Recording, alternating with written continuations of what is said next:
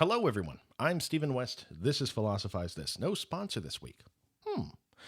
You can help keep the show going by subbing on Patreon or by going through the Amazon banner. You can find both of those things on the front page of philosophizethis.org. Today's episode is on the great Albert Camus.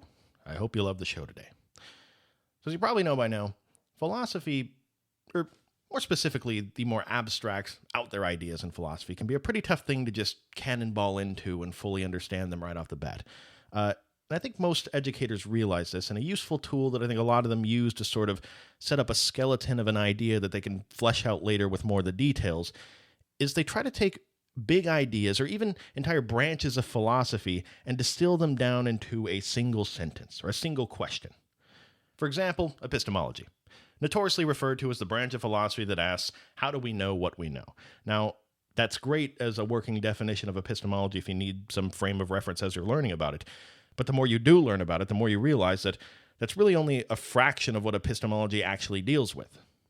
Another one, metaphysics, right? Notoriously referred to as the branch of philosophy that asks, what is everything made out of, and how did it get here?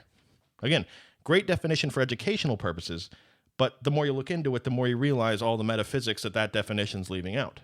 Now, the guy we're going to be talking about today, Albert Camus, he thought that he had found the most fundamental question in all of philosophy. A question that he thought, no matter what other philosophical question you could ever come up with, it was ultimately going to be a follow-up question to this question. But the problem is, if I just say the question, I found that a lot of people initially disagree with him and end up poised waiting to disagree with everything else the guy's saying.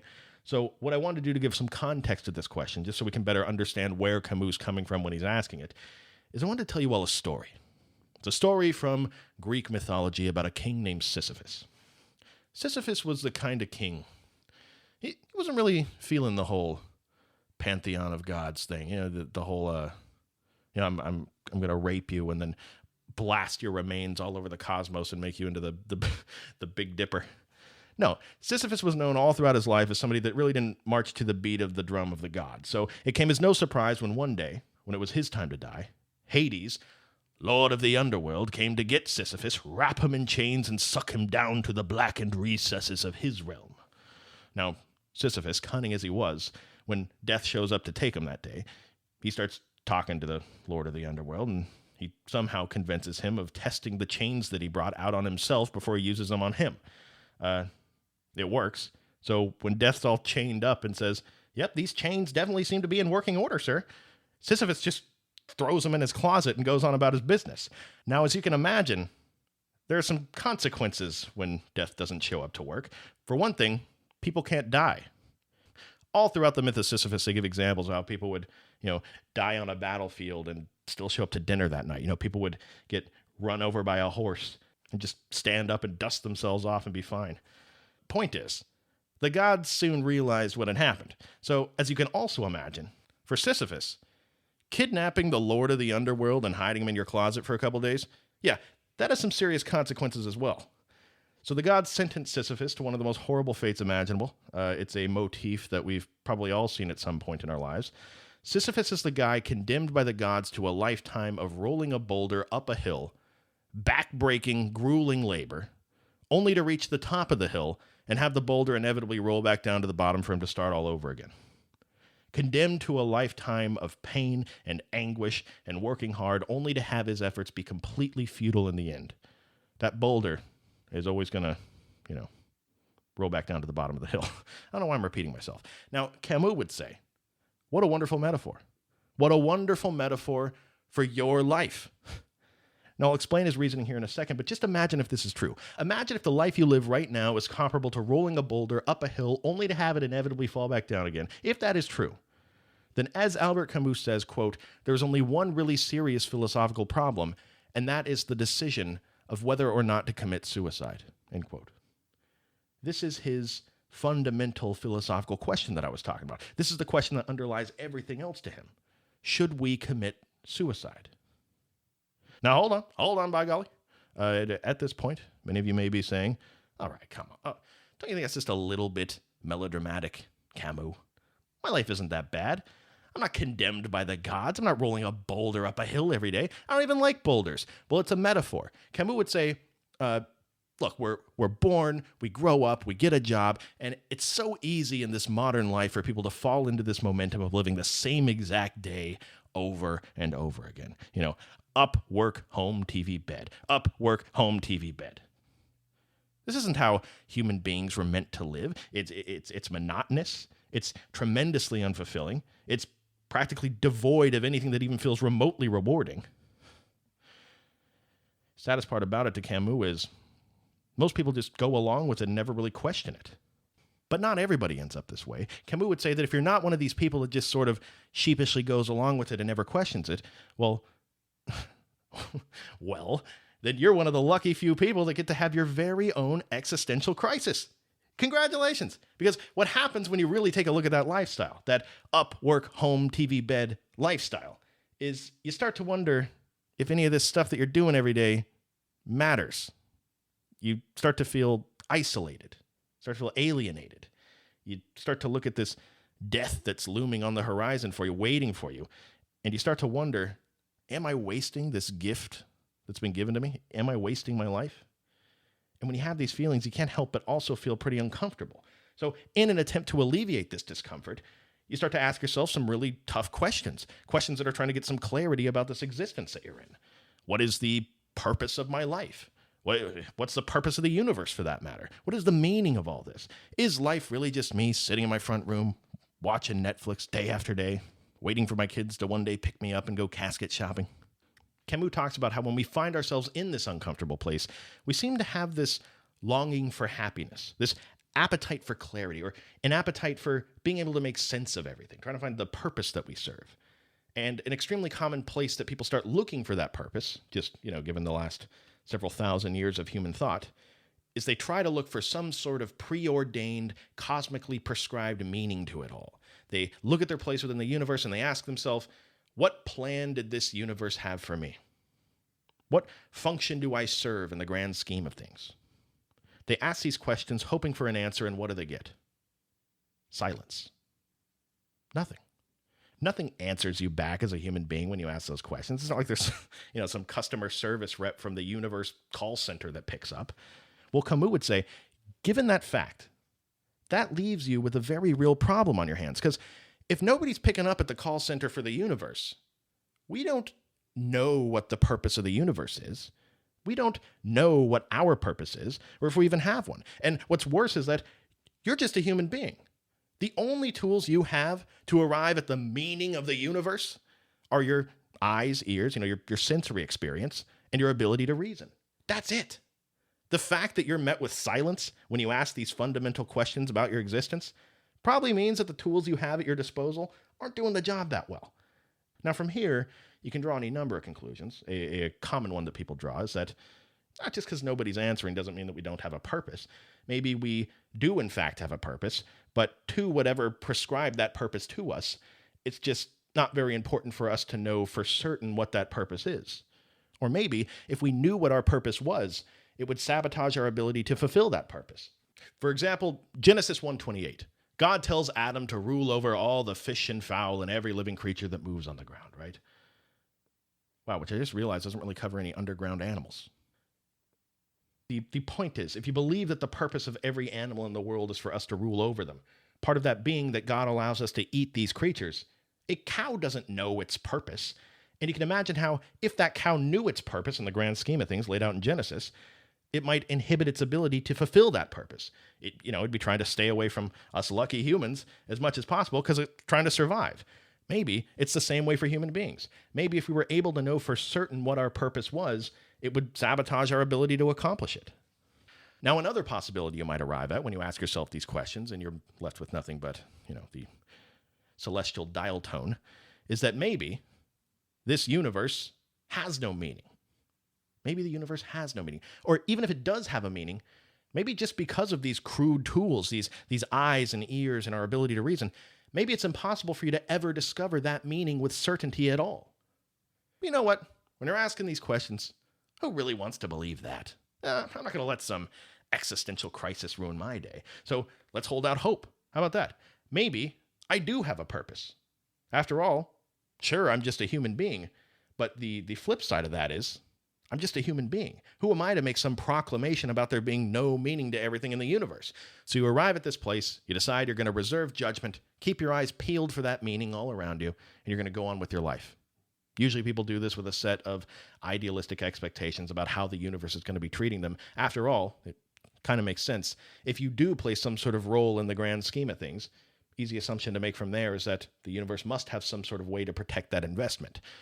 So you go on throughout your life armed with that set of expectations, keeping your eyes open, and then inevitably, the universe smacks you in the face. Whap. Life happens. Your sister gets hit by a car. You don't get the job that you wanted. These sort of things happen all the time, things that we see as horrible tragedies, things where lives are often completely destroyed by them. You start to notice that human suffering in this universe is visited on a scale that's pretty difficult to comprehend at times. And when these things happen to us, one thing seems clear in that moment. Whatever purpose the universe has for you, it doesn't seem to ensure that you're going to be, financially stable or surrounded by a big family that loves you at Thanksgiving. In these moments, the universe seems pretty uninterested in whether you're going to be happy or not. In this moment, the universe seems pretty uninterested in you. Now, Camus would say we find ourselves in these moments a lot, especially when we're young. And because we're so desperately trying to find this cosmic meaning to our life that we swear must be out there somewhere, we start to get confused and scared. We start to have this inner monologue. Why is this happening to me? All this tragedy just seems so random. I'm not a bad person. Why are all these terrible things happening to me? And that criminal over there, he's never had anything bad happen to him. Maybe the way I act doesn't have any bearing at all on whether the universe allows some tragic course of events to unfold in my life. Maybe it all is just random, but if that's true, I'm still left with my original question. What is the meaning of my life? Now, listening to that inner monologue right there, there's a lot of tension, right? Tension between expectations that person has about what should be happening to them and the reality of what actually did happen to them.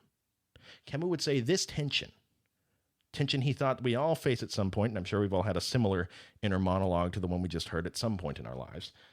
That tension is explained by the contrast between the fact that you're running around searching for some cosmically determined meaning to your life that the universe is going to guarantee for you, when the reality is the universe doesn't seem to have a meaning.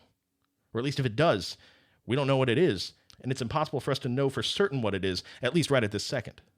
What this means, if this is true, is that all that desire to find some cosmic meaning, all of the anxiety and regret, the pain that you feel when you see your loved ones in pain, or however the universe decides to smack you in the face at that moment, that is the pain of you rolling the boulder up the hill like Sisyphus and watching the boulder tumble back down to the bottom, all of your efforts for nothing.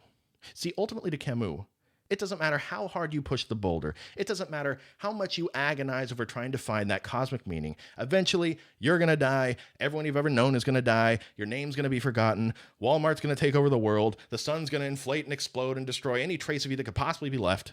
Ultimately, because you didn't choose to be born, you have been condemned to a lifetime of pushing a boulder up a hill only to find out at the top that it was all pointless. Now, if this sounds pretty ridiculous, this is why Camus describes this existence as absurd. He describes us as being in a state of the absurd. He says, quote, "Man stands face to face with the irrational. He feels within him his longing for happiness and for reason. The absurd is born of this confrontation between the human need and the unreasonable silence of the world." End quote. Now, if you're saying to yourself right now, wow, Camus, thank you. No, thank you. Thank you for that wonderful speech. You made your mother cry. You ruined Christmas again, Camus. Thank you. Call me crazy, but I don't want to feel like this. I don't want to feel like Sisyphus pushing a boulder up a hill for the rest of my life for no reason. What am I supposed to do? And he'd probably say back to you, yeah, no kidding. Nobody wants to feel that way. You're living in a constant state of absurdity with the universe. But whether you want to acknowledge it right now or just shove your head back in the sand, the fact remains you are like Sisyphus, and that uncomfortable feeling that you want to avoid for the rest of your life, everyone else wants to avoid it too. And Camus would say that people have no shortage of creative ways they've come up with over the years to escape this state of acknowledging the way that things actually are. Now, one of the go-to ways that might come to mind when you're in this absurd state is to just, commit suicide. After all, if you're condemned to a life of the painful and agonizing work of pushing a boulder up a hill, and you know that all that pain, effort, and sacrifice isn't really leading to anything, Why wouldn't you just, cling onto the boulder like a koala baby and just, let gravity do the rest down the hill? Certainly does solve your problem, right? Well, Camus would say no, it actually doesn't. Somebody that commits suicide as a response to the absurdity of the world, they're looking at the problem in a really misguided way. The problem is not with the fact that you're alive. The true problem is with the disparity between your search for meaning and how the universe doesn't seem to have a meaning that you can arrive at. If this is truly the problem, any solution to that problem is going to have to do with repairing that disparity. All you're really doing by committing suicide is running away from the actual problem. It's like fixing a leaky faucet by moving to a different house. Got news for you. That thing's still in there dripping. There must be a better way. Now let's remember Camus' fundamental philosophical question. Should we commit suicide? Now when we think of suicide, we typically think of it as like, toaster in the bathtub suicide. But Camus says that's not the only way you can commit suicide in this existence. There's another type of suicide. The one we just talked about is what he called physical suicide. The other kind of suicide is what he calls philosophical suicide. So at the risk of sounding redundant, I just want to reiterate something real quick so you guys can see just how similar these two types of suicide are to Camus. Here's our life. You find yourself in a state of the absurd. The reality of this world that we live in is that you want to be able to make sense of it and find meaning in it, but you don't know that meaning. You don't know how to find that meaning, and it may ultimately be either entirely meaningless or impossible for you to ever find that meaning. So when you live in that world, one way to leave that world is to commit physical suicide. But as we just talked about, by doing that, you aren't really solving the problem. The faucet's still leaking inside of the house. You just live in a different house now. Now, another way to leave this world that doesn't actually solve the problem is to commit philosophical suicide, or to focus your attention on some other world that doesn't actually exist. A world where this anxiety and tension that comes along with the reality of this absurdity no longer exists. This is like living in a house with a leaky faucet, and it's driving you crazy day and night. You can't stop thinking about it. You can't sleep.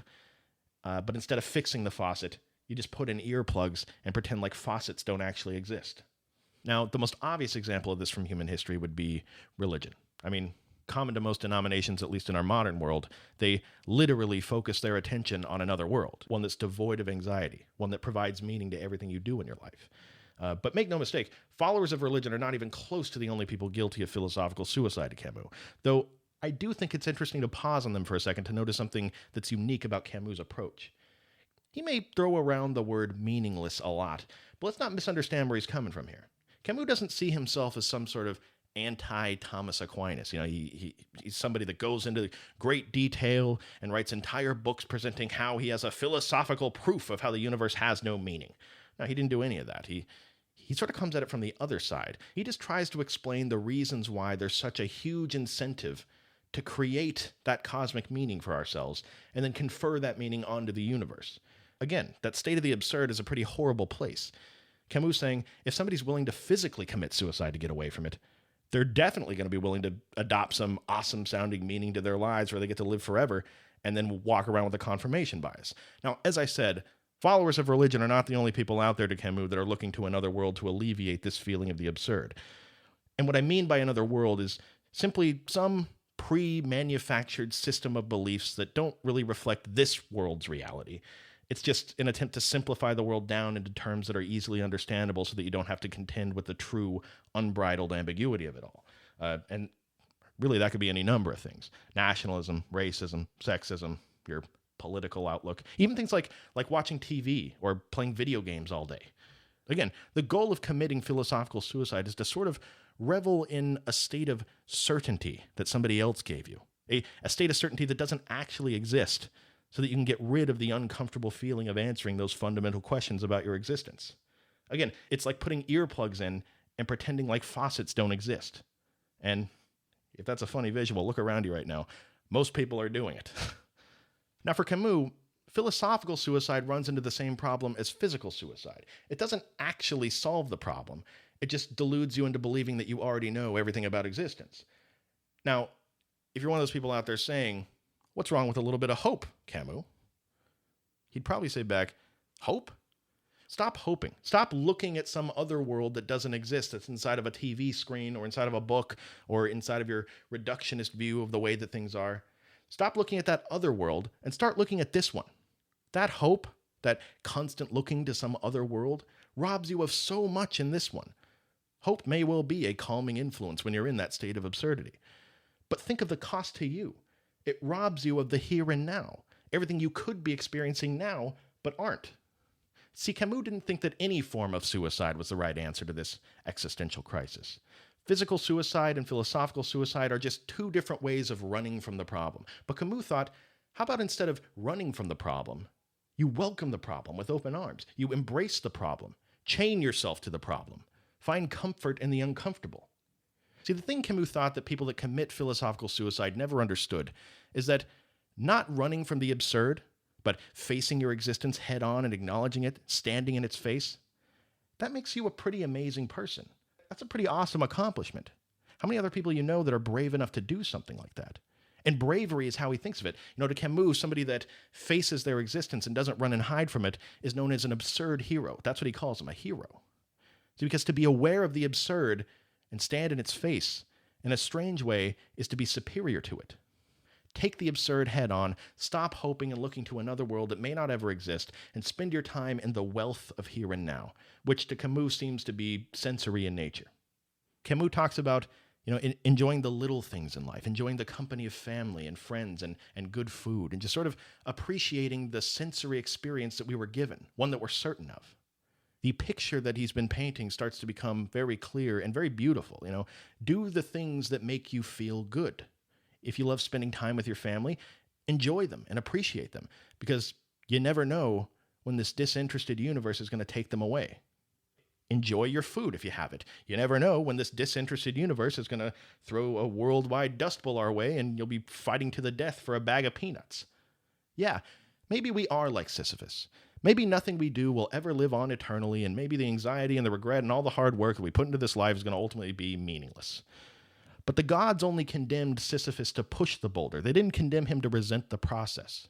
Camus says we should imagine Sisyphus smiling while pushing the boulder, understanding the ultimate futility of his efforts, but enjoying it anyway as much as he can.